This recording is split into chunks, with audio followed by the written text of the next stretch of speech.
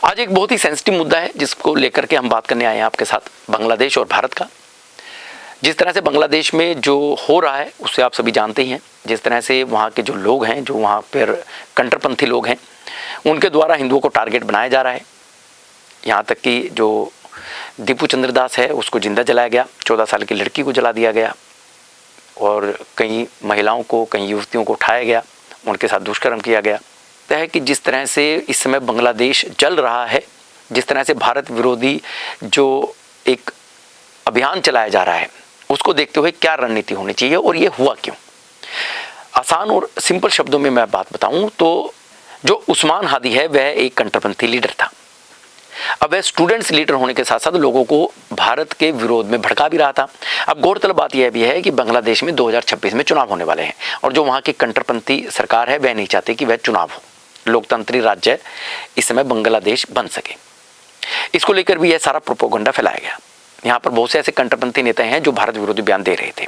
इसमें उस्मान हादी भी था, जिसका कहना था कि यदि हम भारत की जो चिकन नेक है, जो सिलीगुड़ी का 22 किलोमीटर का क्षेत्र जो भारत का है, उस पर कब्जा कर लें तो हम 7 सिस्टर जैसे मिजोरम, मेघालय या त्रिपुरा या आसाम, इस पर कब्जा कर ले तो हम ग्रेटर बांग्लादेश बनाएंगे यदि हमारी सरकार आती है तो। अब ये बयान वह जगह जगह दे रहा था, लोगों का समर्थन उसे मिल रहा था, स्टूडेंट्स का, कट्टरपंथी वाले लोगों का। इसके बाद क्या होता है कि उस्मान हादी की हत्या हो जाती है। 2 लोग मोटरसाइकिल पर सवार होकर आते हैं और उस्मान हादी को गोली मार देते हैं। घायल अवस्था में उसका इलाज चलवाया जाता है, सिंगापुर ले जाया जाता है, लेकिन वहाँ पे वो मौत हो जाती है, उसकी मृत्यु हो जाती है। अब जो कट्टरपंथी नेता थे उनका यह कहना था कि जो हत्यारे हैं, जो मोटरसाइकिल पर आए थे, वह आसाम में चले गए हैं, यानी कि जो आसाम और बांग्लादेश का बॉर्डर लगता है उसे क्रॉस करके आसाम में चले गए हैं और यह जो हत्या करवाई गई है या करवाई जा रही है, यह भारत के इशारे पे हुई है। हालांकि बांग्लादेश की मिलिट्री ने इससे साफ इनकार भी किया है कि ऐसा आसाम की तरफ से कोई नहीं गया है, लेकिन कट्टरपंथियों को कौन समझाए। अब उनके दिमाग में यह सेट हो गया है कि जो ये हत्याएं हुई हैं ये भारत के सरकार के द्वारा की गई हैं, तो भारत के विरुद्ध उनका गुस्सा फूटा है। जमकर नारेबाजी हुई है, भारतीय दूतावास के बाद प्रदर्शन हुआ है, पथराव हुआ है और साथ ही साथ जो बांग्लादेश में अल्पसंख्यक हैं, जो हिंदू हैं, उनको टारगेट बनाया जा रहा है। उनको टारगेट बनाने के चलते दीपू चंद्र बोस था, उनको मारा गया, उनके हाथ पैर तोड़ दिए गए, फैक्ट्री से बाहर निकाल कर मारा गया और उनको जिंदा जला दिया गया। 14 साल की एक खबर यह भी है कि 14 साल की एक बच्ची को जला दिया गया।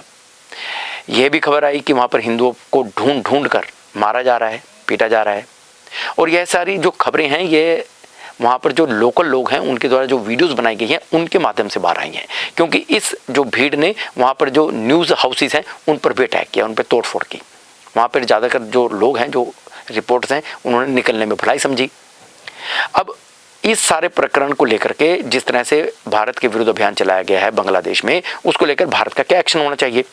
अब इसको लेकर भारत की तरफ से एक्शन हो रहा है। भारत में जिस तरह से बांग्लादेश के राजदूत को बुलाया गया, हिदायतें जारी की गई, साथ ही साथ जो इस समय देश में माहौल बना है वह विरोध का है, लोगों की आंखों में गुस्सा है। लेकिन दिल्ली में हमसे ज़्यादा टेंशन इस समय बनी हुई है, बैठकों का दौर लगातार जारी चल रहा है। इस सारी बातों को लेकर के हमने भी कुछ एक्सपर्ट से बात की, तो जैसे मिलिट्री के ऑफिसर्स हैं, रिटायर्ड ऑफिसर्स हैं, उनसे बात की तो उनका ये कहना था कि एकदम से किसी देश पर अटैक नहीं होता है, खासकर भीतर घुसकर अटैक नहीं होता है। अब इसको लेकर के कूटनीति बनाने की बहुत आवश्यकता है, जो कि दिल्ली में लगातार बन रही है। इस पे यह भी फैसला देखना होता है कि विदेशों में जो दूसरे देश हैं वे किस तरह से फैसला लेंगे, या हमारे व्यापार पर इसका क्या असर पड़ेगा, हमारे जो दूसरे देशों के साथ रिलेशन है उस पर क्या असर पड़ेगा, जो दूसरे देश जो हैं वह लोग हमारे लिए क्या कहेंगे, क्या सोचेंगे। पहले एक पूरी तरह से पूरा मोशन बनाना होगा विदेशी वर्ल्ड लेवल पे कि हम जो कर रहे हैं वह ठीक है। लेकिन भारत यहाँ चुप नहीं है, भारत की तरफ से लगातार गतिविधियां बढ़ी हैं। भारत ने सबसे पहले तो ब्रह्मोस को बांग्लादेश के बॉर्डर पर तैनात कर दिया है, राफाल तैनात हो चुके हैं, सैन्य की गतिविधियां भी बढ़ गई हैं। अभी अभी जो खबर आई है उसमें यह भी खबर आई है कि जो OCF है, ऑर्डिनेंस केबल फैक्ट्री, जहाँ पर सारा असला तैयार होता है, वहाँ पर जो कर्मचारी हैं उनकी छुट्टियों को रद्द कर दिया गया है। यानी कि कुछ ना कुछ तो एक्शन होगा, लेकिन कूटनीति के तहत होगा। ऐसे नहीं होगा कि यहाँ से मिसाइल दागी और बांग्लादेश खत्म, वो बहुत आसान है। लेकिन उसको लेकर के हमें अपने रुतबे को भी बना के रखना है, अपने विश्व में जो संगठन है उसको लेकर भी चलना है। इसी को लेकर के अब यह बात आ रही है कि भारत एक्शन लेगा, लेकिन कूटनीति के तहत लेगा। दिल्ली की बात करें तो दिल्ली में लगातार इसमें जो फॉरेन अफेयर्स हैं उसकी बैठकें चल रही हैं और पूरी रिपोर्ट प्रधानमंत्री को हो रही है। जैसे ही प्रधानमंत्री को जो सुटेबल जवाब होगा वह मिलेगा। हर डिपार्टमेंट से बात है, फॉरेन मंत्रालय से भी है, वाणिज्य से भी है, सबसे बात होने के बाद ही फैसला लिया जाएगा। कूटनीतिक रास्ता तैयार किया जाएगा कि बांग्लादेश में किस तरह से बचाना पड़ेगा या बांग्लादेश में किस तरह से एक्शन हो कि हिंदुओं को सेव किया जा सके। हमें यह मतलब नहीं है कि बांग्लादेश में क्या हो रहा है, हमें यह भी मतलब नहीं है कि बांग्लादेश में किस तरह से आतंक फैल रहा है, हमें यह भी मतलब नहीं है किस तरह से नारेबाजी हो रही है। हमारा मतलब यह है कि वहाँ पर जो हिंदू हैं वह सेफ हैं कि नहीं। हमारा मतलब यह है कि वहाँ पर भारत विरोधी नारे ना लगाए जाए। अब यहाँ पर कुछ देश हैं जो भारत के समर्थन में भी आए हैं, जैसे नेपाल है, इजराइल है। अब इजराइल के तहत इजराइल के जो खुफिया तंत्र है मोसाद, उसका तो यह करना है कि जो भी इजराइल के खिलाफ बोलता है गुपचुप तरीके से देश में घुसकर जहां पर बोलता है वहां दिया जाता है।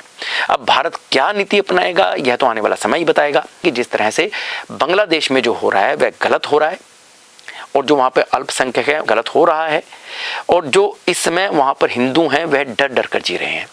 यहाँ तक कि हिंदू 2% हैं, लेकिन उन 2% हिंदुओं का भी पता नहीं है कि कहाँ है, कौन कहाँ छिपा हुआ है, कौन से नालों में पड़ा हुआ है, कुछ नहीं पता है, क्योंकि आधिकारिक रिपोर्ट नहीं आ रही है। तो हो सकता है कि कुछ आसान शब्दों में बताने का प्रयास किया, हो सकता है कि आपको समझ आ गया हो और नई अपडेट्स के साथ आपसे फिर मिलेंगे। तब तक के लिए जय हिंद।